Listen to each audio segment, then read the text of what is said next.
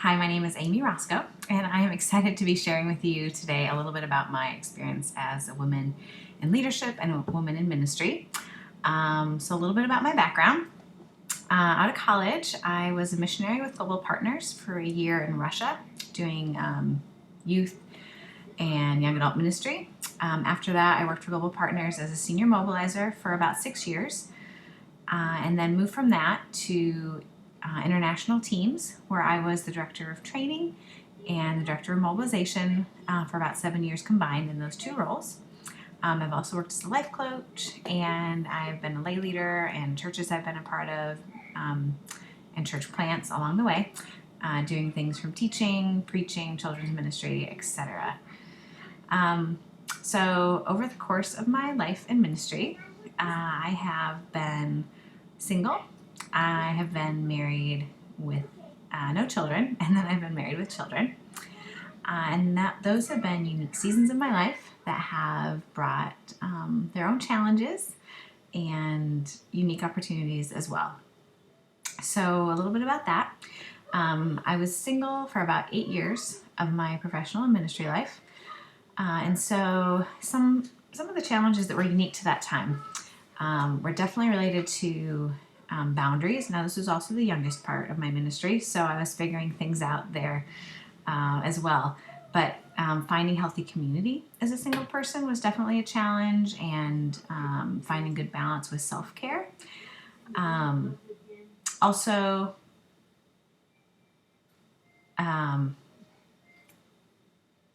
struggling with, being single sometimes and wondering about if being a strong leader was interfering with my dating life, and struggling with what that looked like, and being myself in the midst of that kind of situation.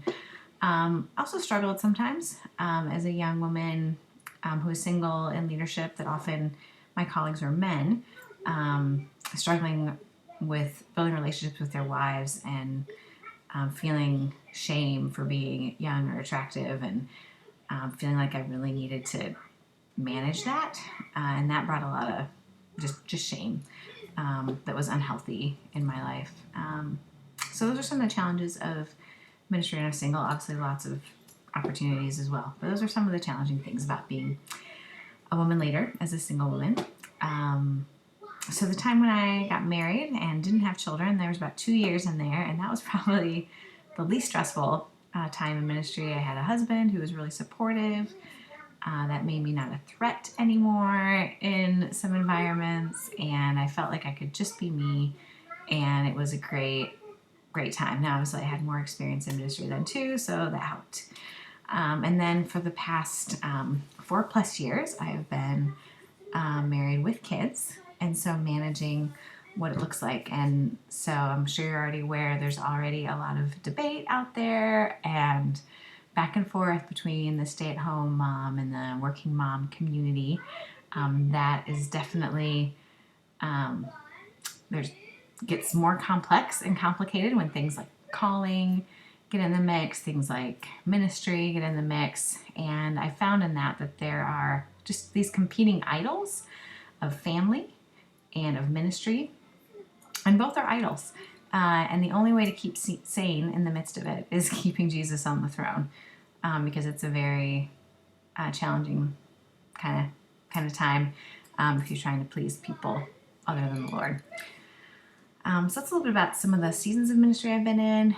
Some of the most helpful things in terms of my leadership development that I've experienced, I would say, definitely has to do with the mentors and supervisors that have poured into me and taken an interest in my development. There have been men and women, although predominantly men, that have spoken into my life, life-giving words, that have believed in me, that have challenged me, that have used their influence to give me opportunity to try things, and people that have valued my unique voice.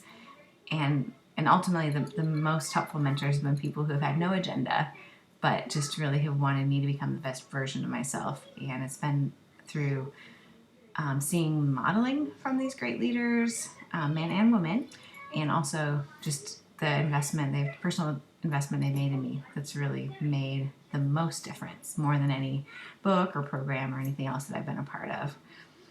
And so if I were to give any advice about growing in your ministry leadership, I would say that the perfect job, the perfect role can be awful if you're working with the wrong supervisor or mentor or whatnot. And so my advice would be to find someone whose leadership you respect and who takes a developmental approach with people. Choose that anytime over a better salary or a better job description, because working for the right person and being in that kind of mentoring environment can make all the difference in your own development and happiness in a job situation. I made that decisions multiple times to take kind of lower positions to work with someone who I felt like would be good for me and I would grow under, and I've never been sorry for that. The last thing I would say would be don't focus on the people that have more opportunity than you, or those that maybe aren't facing the same challenges you are, and realize that there are people all around you who have less opportunity than you do. And think about, whether they're younger or people a different socioeconomic background or ethnicity, and see how can I help empower them, as opposed to focusing on ways that you don't have the opportunity someone else does. So those are some thoughts from me. Hopefully this is helpful, and thanks for listening.